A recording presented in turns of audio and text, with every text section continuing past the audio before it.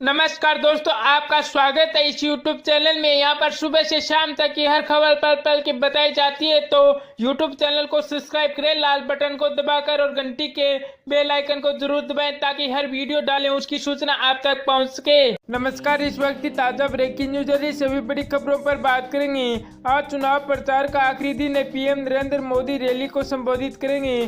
प्रियंका गांधी भी यूपी में रैली करेगी। वहीं आगे बात करें तो आज चुनाव प्रचार का आखिरी दिन है। मतदान 11 अप्रैल को पोलिंग बूथ पर जाकर अपने अपने क्षेत्र के प्रतिनिधियों को चुनेंगे। चुनाव प्रचार के आखिरी दिन बीजेपी और कांग्रेस समेत कई पार्टियां, दिग्गज नेता कई जगहों पर जाकर रैली करेंगे। पीएम नरेंद्र मोदी और शिवसेना के चीफ उद्धव ठाकरे महाराष्ट्र के कई जगहों पर संयुक्त रैली करेंगे। वे महाराष्ट्र के ओरछा और तातूर में रैली को संबोधित करेंगे। इसके बाद पीएम नरेंद्र मोदी कर्नाटक और तमिलनाडु में रैली को संबोधित करने वाले हैं। बीजेपी अध्यक्ष अमित शाह के उड़ीसा के पुरी में रोड शो करेंगे। अमित शाह उड़ीसा के पुरी में जगन्नाथ मंदिर के सीटगादा से बनसाका तक रोड शो करेंगे। चुनाव तैयारियों की करेंगे समीक्षा और रेफरेंस कॉन्फ्रेंस भी करेंगे। इसके साथ ही कांग्रेस महासचिव सहारनपुर, शामली और बिजनौर में रोड शो करेंगे। सहारनपुर में प्रियंका गांधी के साथ ज्योतिषी सिंधिया भी रहेंगे। कांग्रेस अध्यक्ष राहुल गांधी आज गज्जम, उड़ीसा और असम में रैली को संबोधित करेंगे। इसके साथ ही बिहार में गया में जीतन राम मांझा के साथ रैली करेंगे। आज शाम पहले चरण का चुनाव प्रचार खत्म हो जाएगा। 11 अप्रैल 20 राज्यों में 91 सीटों पर मतदान होगा। कमलनाथ के करीबियों पर रेड छापेमारी में 281 करोड़ के बेहिसाबी केस बरामद। 230 करोड़ के बेनामी लेन देन का खुलासा। आयकर विभाग ने मध्य प्रदेश के मुख्यमंत्री कमलनाथ के करीबी और सहयोगी और अन्य के खिलाफ दिल्ली और मध्य प्रदेश समेत 52 ठिकानों पर छापेमारी की, जो सोमवार तक चली। इनकम टैक्स और डिपार्टमेंट में 28 घंटे तक ज्यादा उनकी संपत्ति और कागजात की छानबीन की। इस कार्रवाई में आयकर विभाग ने 281 करोड़ की बेहिसाब की नकदी पकड़ी है। ताजा ब्रेकिंग न्यूज है। लोकसभा चुनाव 2019 के लिए कांग्रेस ने नई उम्मीदवारों की लिस्ट जारी की है। इस लिस्ट में भारतीय जनता पार्टी, बीजेपी के कांग्रेस में शामिल हुए कीर्ति आजाद को झारखंड के धनबाद से टिकट दिया गया है। झारखंड की 2 सीटों को प्रत्याशी के नाम पर ऐलान किया गया। लिस्ट के अनुसार कीर्ति आजाद को और धनबाद से ब्यूटी सीट आरक्षित के कालीचरण मुंडा को उम्मीदवार बनाया गया है। अगली ताजा ब्रेकिंग न्यूज है। महागठबंधन और कांग्रेस की बदली परिस्थितियों से बीजेपी में मचा हड़कंप। महागठबंधन की रैली और कांग्रेस के यूपी में जोरदार वापसी से बीजेपी के होश उड़ गए हैं। उधर बीजेपी के लालकृष्ण आडवाणी और मुरली मनोहर की नाराजगी के चलते बीजेपी में हलचल तेज हो गई है। इसको लेकर बीजेपी अध्यक्ष ने रात 3 बजे तक लखनऊ में बीजेपी नेताओं के साथ मीटिंग की है। मायावती का पीएम मोदी पर हमला, कहा कि नमो नमो करने वालों की जमानत करा देंगे जब्त। वहीं आगे बात करें तो बहुजन समाज पार्टी बीएसपी के अध्यक्ष मायावती ने मेरठ में केंद्र की मोदी सरकार और भारतीय जनता पार्टी पर जमकर निशाना साधा। उन्होंने कहा कि जय भीम वाले इस बार नमो नमो करने वालों की जमानत जब्त करा देंगे। मायावती ने यहाँ गठबंधन उम्मीदवार हाजी अकबुल कुरैशी के पक्ष में एक जनसभा को संबोधित करते हुए कहा, बीजेपी वाले चाहे कितना ही नमो नमो करे, जय भीम वाले उनकी जमानत जब्त करा देंगे। वहीं आगे मायावती ने नोटबंदी और जीएसटी के मुद्दों पर पीएम मोदी को घेरते हुए कहा कि दोनों को बिना तैयारी के ही लागू किया गया है, जिससे देश के गरीब और बेरोजगार और बड़ी और छोटी और मध्य वर्ग के व्यापारी दुखी हैं। देश की अर्थव्यवस्था पर भी बुरा प्रभाव पड़ा है। देश की सीमा सुरक्षित नहीं है। आए दिन आंतरिक की घटनाएं होती रहती है। टीएसपी सुप्रीमो ने कहा कि बीजेपी ने कांग्रेस की तरह ही अपनी राजनीतिक स्वार्थ के लिए सीबीआई का इस्तेमाल करके विपक्षी दलों के नेताओं को फंसाकर कमजोर करने की कोशिश की है। आपको ये भी बता दें कि इससे पहले मायावती के मंच पर पहुंचते ही रैली स्थल पर जुटी समर्थकों की भीड़ बेकाबू हो गई। समर्थकों ने बैनर और झंडे हाथों में लेकर बैरियर और बैरिकेड को तोड़कर मंच की तरफ भागना शुरू कर दिया। ऐसे में पुलिस को नियंत्रित भीड़ को काबू करने में काफी मशक्कत करनी पड़ी थी।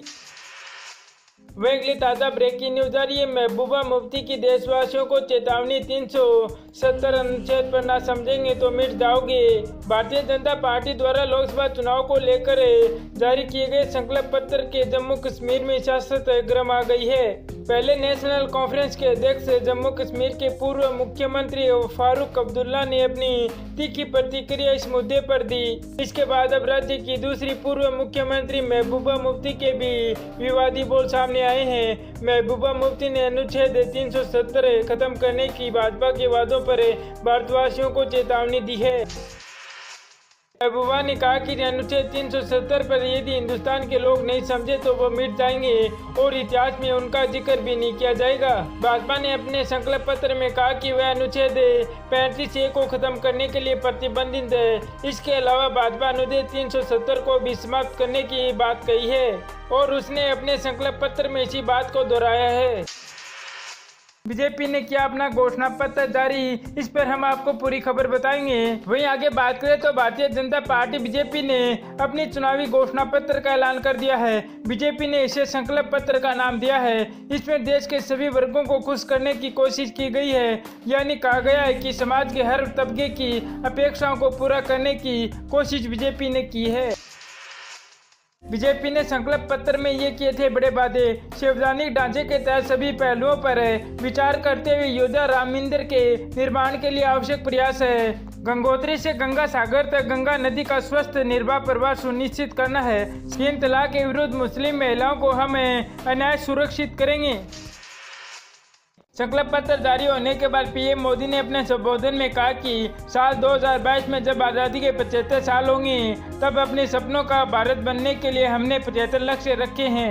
आगे उन्होंने कहा कि पिछले 5 सालों में हमारे सारे कामों को देखा जाए तो सभी कामों की रचना के मूल में सामान्य मानवीय की आवश्यकताओं को बल दिया है। प्रधानमंत्री मोदी ने कहा कि घोषणा पत्र में 3 प्रमुख बातों का उल्लेख है। पीएम मोदी ने कहा कि अपने इस कार्यक्रम में हमने शासन मानवीयों की आवश्यकताओं को ध्यान में रखकर शासन चलाया। अब उनकी आकांक्षाओं को पूरा करने के लिए हम क्या कर सकते हैं वो संकल्प पत्र में लेकर आए हैं। उन्होंने कहा कि देश का विकास करने के लिए विकास को जन आंदोलन बनने की जरूरत है और उसका सफल प्रयोग स्वच्छता है और आज स्वच्छता एक जन आंदोलन बन गया है।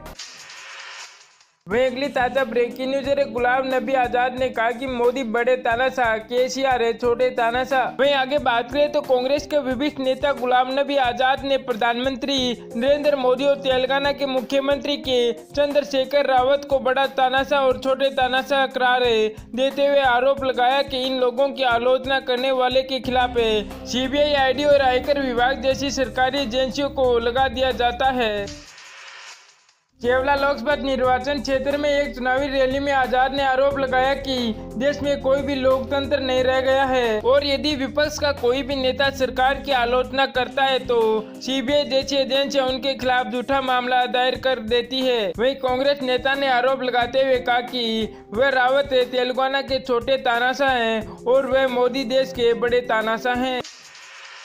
Breaking news. सीएम कमलनाथ के करीबियों पर पिछले 28 घंटों में जारी है छापेमारी। मध्य प्रदेश में पिछले 28 घंटों से आयकर विभाग की कार्रवाई जारी है। आज भी मुख्यमंत्री कमलनाथ के ओएसडी प्रवीण कक्कड़ और सहयोगी अश्विन शर्मा के ठिकानों पर भी आयकर विभाग की छापेमारी जारी है। आयकर विभाग ने बड़े स्तर पर कार्रवाई करते हुए मध्य प्रदेश, गोवा, दिल्ली में करीबन 50 जगहों पर छापेमारी की है, जिसमें करीबन 500 अधिकारी जुड़े हैं। इस कार्रवाई में अब तक करीबन 16 करोड़ रुपए की बात सामने आई है। इस छापेमारी को लेकर आयकर विभाग ने एक अधिकारी ने कहा कि आभूषणों का मूल्यांकन किया जा रहा है और हम कागजात की जांच कर रहे हैं। उन्होंने बताया कि ये छापेमारी अभी भी जारी रहेगी। आयकर विभाग की छापेमारी में मध्य प्रदेश के मुख्यमंत्री कमलनाथ के निजी सचिव प्रवीण कक्कड़ और सलाहकार आर.के.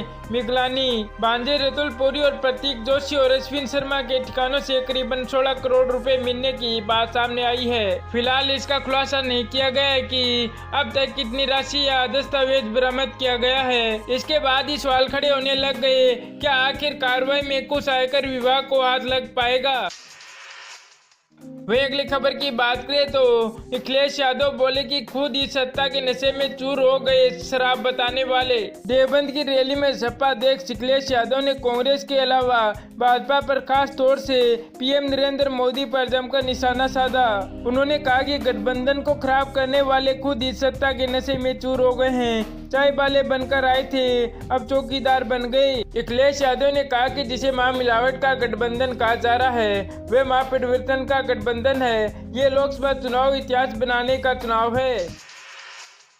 उन्होंने आगे मोदी सरकार पर निशाना साधा, कहा कि पहले हमारे बीच में चाय वाला बनकर आया, अच्छे दिन का भरोसा दिया, 15 लाख रुपए और करोड़ों नौकरियों पर भरोसा कर दिया।